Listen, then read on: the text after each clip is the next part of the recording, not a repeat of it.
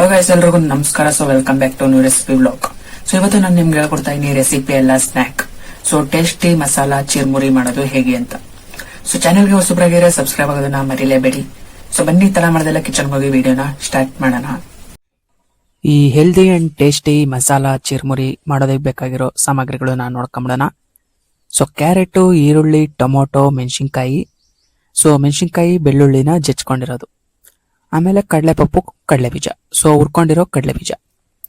ಆಮೇಲೆ ಹುಣಸೆ ಹುಳಿ, ಆಮೇಲೆ ಕೊತ್ತಂಬರಿ, ಆಮೇಲೆ ರುಚಿಗೆ ತಕ್ಕಷ್ಟು ಉಪ್ಪು, ಕಡಲೆಪುರಿ ಮೈನು. ಸೊ ಕಡಲೆಪುರಿ ಇಲ್ದಂಗೆ ಚಿರ್ಮುರಿ ಆಗುತ್ತಾ? ಚಾನ್ಸೇ ಇಲ್ಲ. ಆಮೇಲೆ ಬೆಲ್ಲ. ಸೊ ಬನ್ನಿ ಇನ್ನ ಮಾಡುವ ವಿಧಾನನ ನೋಡೋಣ. ಸೊ ಮೊದಲಿಗೆ ಇದಕ್ಕೆ ಬೇಕಾಗಿರೋ ಈ ಹುಳಿನ ರೆಡಿ ಮಾಡ್ಕೊಳ್ಳೋಣ. ಸೊ ಹುಳಿ ರೆಡಿ ಮಾಡ್ಕೊಳ್ಳೋದು ಸಿಂಪಲ್ಲು. ಒಂದು ನಿಂಬೆಹಣ್ಣು ಗಾತ್ರದಷ್ಟು ಹುಣಸೆ ಹಣ್ಣ ನೆನೆಸ್ಕೊಂಡು ಕಿವುಚ್ಕೊಂಡು, ಸೊ ಅದನ್ನ ಈ ತರ ತಪ್ಪಲೆಗೆ ಹಾಕೊಂಡು ಬಿಸಿ ಮಾಡ್ಕೊಬೇಕು.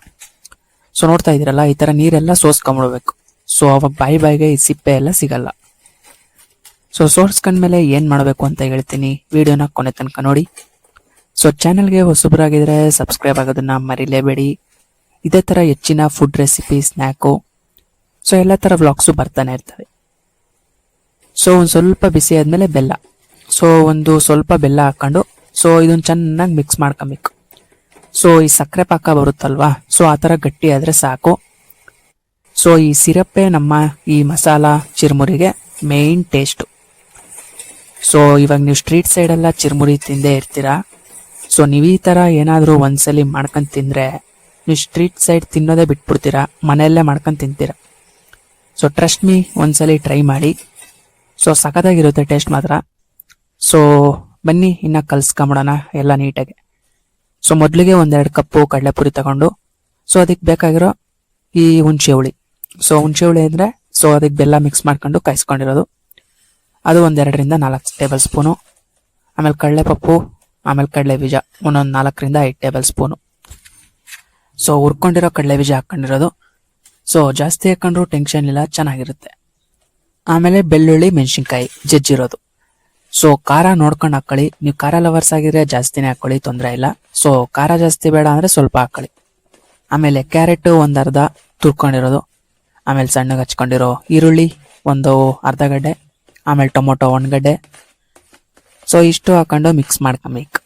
ಸೊ ಇದ್ರೆ ಏನಾದರೂ ಈ ಖಾರ ಏನಾದರೂ ಹಾಕೊಬೋದು, ತೊಂದರೆ ಇಲ್ಲ. ಆಮೇಲೆ ಲಾಸ್ಟ್ ಕೊತ್ತಂಬರಿ. ಸೊ ಇಷ್ಟು ಹಾಕೊಂಡು ಚೆನ್ನಾಗಿ ಮಿಕ್ಸ್ ಮಾಡ್ಕೊಬೇಕು. ಸೊ ಮಿಕ್ಸಿಂಗ್ ಅಲ್ಲೇ ಇರೋದು ನಮ್ಮ ಈ ಚುರ್ಮುರಿ ಟೇಸ್ಟ್ ಆಗಿ ಬರುತ್ತೋ ಇಲ್ವೋ ಅಂತ.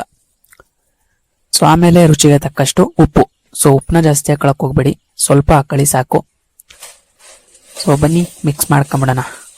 ಸೊ ನಿಮಗೆ ಯಾವ್ದಾದ್ರು ರೆಸಿಪಿ ವ್ಲಾಗ್ ಬೇಕು ಅಂದ್ರೆ ಕಮೆಂಟ್ ಬಾಕ್ಸಲ್ಲಿ ತಿಳಿಸಿ, ಅದ್ರ ಮೇಲೆ ಆದಷ್ಟು ಬೇಗ ವಿಡಿಯೋ ಮಾಡಿ ಅಪ್ಲೋಡ್ ಮಾಡ್ತೀವಿ. ಸೊ ಇನ್ನ ಚಾನಲ್ಗೆ ಸಬ್ಸ್ಕ್ರೈಬ್ ಆಗಿಲ್ಲ ಅಂದ್ರೆ ಸಬ್ಸ್ಕ್ರೈಬ್ ಆಗೋದನ್ನ ಮರಿಬೇಡಿ. ಸೊ ಹಾಗೆ ಬೆಲ್ ನೋಟಿಫಿಕೇಶನ್ ಆನ್ ಮಾಡ್ಕೊಳ್ಳಿ. ಈ ಚಿರ್ಮುರಿ ಲವರ್ಸ್ಗೆ ಈ ವಿಡಿಯೋನ ಟ್ಯಾಗ್ ಮಾಡಿ ಇಲ್ಲ ಶೇರ್ ಮಾಡಿ.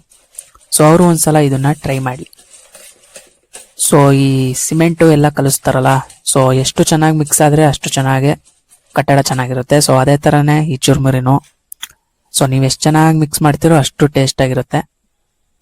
ಸೊ ಲಾಸ್ಟಿಗೆ ಇನ್ನೊಂದು ಸ್ವಲ್ಪ ಹುಳಿ ಹಾಕೊಂಡು ಚೆನ್ನಾಗಿ ಮಿಕ್ಸ್ ಮಾಡ್ಕೊಂಬಿಟ್ರೆ ನಮ್ಮ ಮಸಾಲಾ ಚಿರ್ಮುರಿ ರೆಡಿ. ಸೊ ಯಾವ ಹೋಟೆಲ್ಗೂ ಯಾವ ಸ್ಟ್ರೀಟ್ ಸೈಡ್ಗೂ ಕಮ್ಮಿ ಇರಲ್ಲ. ಸೊ ಅಷ್ಟು ಚೆನ್ನಾಗಿ ಬಂದಿರುತ್ತೆ. ಸೊ ನೀವು ಒಂದ್ಸಲ ಮನೇಲಿ ಟ್ರೈ ಮಾಡಿ. ಸೊ ಟ್ರೈ ಮಾಡಿದ್ಮೇಲೆ ಹೇಗೆ ಬಂತು ಅಂತ ಕಮೆಂಟ್ ಹಾಕಿ. ಸೊ ಇವತ್ತೇ ಟ್ರೈ ಮಾಡಿ, ಇನ್ನ ತಡ ಯಾಕೆ ಮಾಡ್ತೀರಾ? ಸೊ ಇದು ನೋಡಿದ್ಮೇಲೆ ಆದ್ರೂ ನಿಮಗೆ ತಿನ್ಬೇಕು ಅಂತ ಅನ್ಸೇ ಇರುತ್ತೆ. ಸೊ ಒಂದ್ಸಲ ಟ್ರೈ ಮಾಡಿ ಅಷ್ಟೇ. ಗೈಸ್ ನೋಡ್ಬೋದು, ನಮ್ಮ ಟೇಸ್ಟಿ ಮಸಾಲಾ ಚಿರ್ಮುರಿ ರೆಡಿ ಆಗಿದೆ. ಸೊ ಬನ್ನಿ ಇನ್ನ ಟೇಸ್ಟ್ ಮಾಡಿ ನೋಡೋಣ ಹೇಗಿದೆ ಅಂತ. ಸೊ ಗಮ್ ಅಂತ ಸ್ಮೆಲ್ ಬರ್ತಾ ಇದೆ. ಸೊ ಬನ್ನಿ ಟೇಸ್ಟ್ ಮಾಡೋಣ.